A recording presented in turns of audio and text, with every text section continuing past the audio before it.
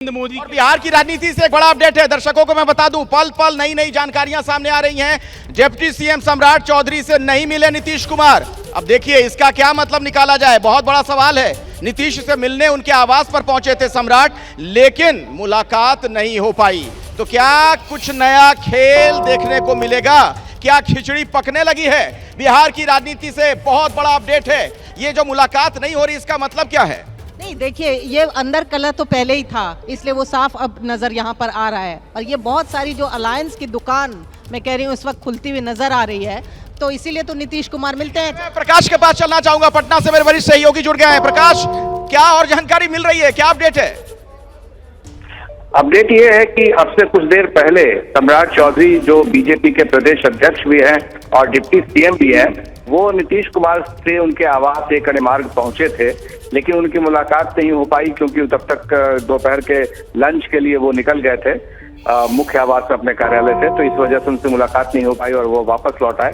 तो जाहिर है कि अभी से अब जिस तरह से रुझान आए हैं और फिर नतीजे आ रहे हैं, उसके बाद इसे काफी अहम रूप में देखा जाएगा कि सम्राट चौधरी का घर जाना और फिर मुलाकात करने की कोशिश करना और फिर वो मुलाकात नहीं होना। जी प्रकाश, आप दशकों से बिहार की राजनीति कवर कर रहे हैं, मुझे जरा ये बताइए, नीतीश कुमार से भी आप कई दफे मिल चुके हैं, उनको आप जानते हैं, ये जो ना मिलना, इसका कुछ खास अर्थ निकाला जाए, इसमें कुछ निहितार्थ है या सामान्य तौर पर हम इसे देखें? क्योंकि नीतीश कुमार अभी से 5-6 घंटे पहले और अब उसमें बहुत फर्क आ गया उनके कद में।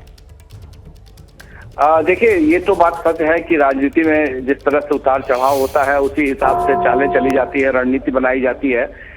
जब अब से कुछ देर पहले जब सम्राट चौधरी पहुंचे थे, तो उसके पहले संजय झा और विजय चौधरी, ये दोनों जो राज्यसभा सांसद हैं, संजय झा और विजय चौधरी मंत्री हैं, उनके साथ ही थे और चर्चा कर रहे थे नतीजों को लेकर के।